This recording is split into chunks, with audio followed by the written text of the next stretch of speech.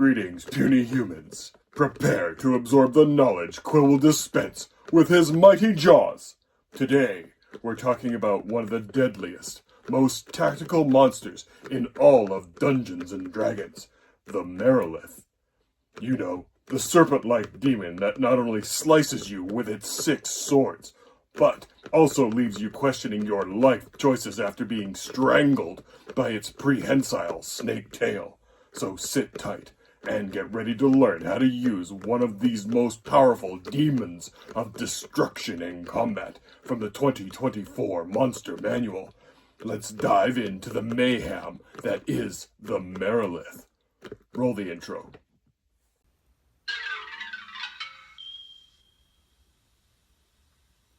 Caution. The AJ and Quill show contains D&D content and is intended for a D&D audience. And, besides that, they're really weird.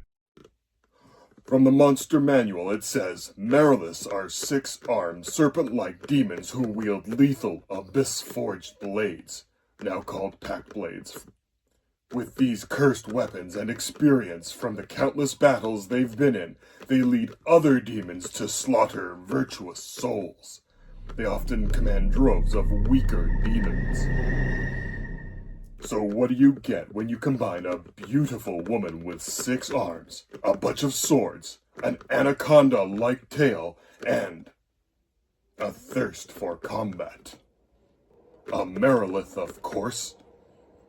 These beautiful demons are demonic Vitamixes, mixing beauty and terror in one glorious package. And they're ready to blend your players into oblivion. It dices, it slices, and yet makes french fries in 3 different... Whoops! Note, I said demon, not devil. It's a subtle distinction, but an important one. And if you mix that up, I'm sure the Marilith would be happy to remind you of your error with her blades. Mariliths are greater demons. You see, they used to sort demons into types. Type 4 was an Nalfeshni, Type 5 was a Marilith, and Type 6 was a Baylor or a Goristo. And they have classic demon resistances to cold, fire, lightning damage, and immunity to poison and the poison condition. Mariliths, being greater demons, also get true sight, giving them advantage at night or underground, and especially against illusion magic, even though they don't use illusion magic themselves. Also, demons can't be killed on the material plane. Hold up, wait a minute. Or any plane except for their home plane, the Abyss. Any demon killed elsewhere simply reforms in the Abyss. You can see this represented in their demonic restoration feature. So demons fought on any other plane simply don't fear death and won't retreat from combat, even if seriously injured. Our standard for seriously injured is when a creature is at 1/4 its total hit points. When they reach that, typically they try to flee combat for self-preservation reasons. Demons don't have this at all. They want to inflict as much injury and damage as possible before they're sent back to their home plane. Mariliths are often encountered commanding lesser demons, rather than on their own. And something you need to understand about Mariliths is that they love combat. It's like their thing. That being said, their physical abilities follow a skirmisher profile with a high dexterity and constitution. They also have a 40-foot movement speed, which includes climbing, so they're not going to just sit in one place and wait for whoever comes to them. They're going to seek out targets. They are the perfect little skirmishers. They're tough, but whereas a typical main tank tends to stand in one place and have enemies come to them, a skirmisher seeks out pockets of enemies causing problems, and then goes after them like an attack dog. Picture this. Your main tank is holding the front line in melee, but some archers or spellcasters are in the back firing into combat, causing problems.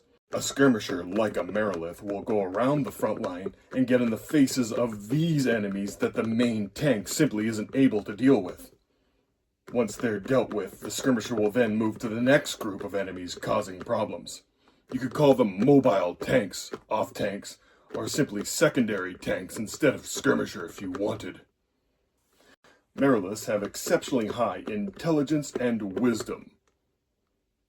As greater demons and commanders in the Blood War, Mariliths are a monster that can plan and coordinate, adapt on the fly, accurately assess its enemy's strengths and weaknesses, and choose targets for itself and its minions accordingly. They also have a teleport feature. They can teleport 120 feet, and it recharges. 120 feet is basically anywhere on a typical combat area. And with their multi-attack action, they can make enemy spellcasters and archers' lives very short. And that's who the Marilith is going to attack first. If one tries to run away, a Marilith will simply lash out at him with its tail and put a quick stop to that. In melee combat, the first attack will always be a constrict attack, and it's a strength save, which really sucks for spellcasters and archers who tend to dump strength as a stat, and the Marilith knows that. If the constrict hits, grappling and restraining the target, all pack blade attacks for the remainder of the multi-attack will go against the restrained enemy. On subsequent turns, if an enemy is grappled by the Marilith's tail already, it will move to position itself to be able to engage as many melee opponents as possible. When it gets into position, it will divide its packed blade attacks equally among the constricted enemy and all other enemies engaged with it in melee, aiming any leftover attacks back at the restricted enemy. With its 220 hit points, no fear of dying, and its reactive and parry features, a Marilith is not worried about opportunity attacks as it moves either. It may even welcome them since it loves combat so much. As a note, remember, a Marilith can move while grappling a creature. It just costs extra movement unless the creature is 2 sizes smaller. And for the large Marilith, that means a small creature like a gnome or a halfling doesn't even cost extra movement. So that's how you handle a Marilith in combat. First, don't underestimate her mobility, and second, know that she is always looking for any advantage. Go after spellcasters and archers in the back line first, and don't let enemy tanks get too close to her to restrict her movement. If your party is up against her, be ready for a fight that feels like getting stuck in a never-ending food processor. But hey, at least if they all die, they can say they went out like real heroes facing a greater demon. Remember, no matter how tough your party is, a Marilith is going to remind them that demons do not fear death. They simply reform. Thanks for watching, and remember, if you see 6 arms and a tail coming at you, you might want to start running, or at least get ready for a very hard fight. See you next time for more combat tactics and monster cheat codes. Goodbye.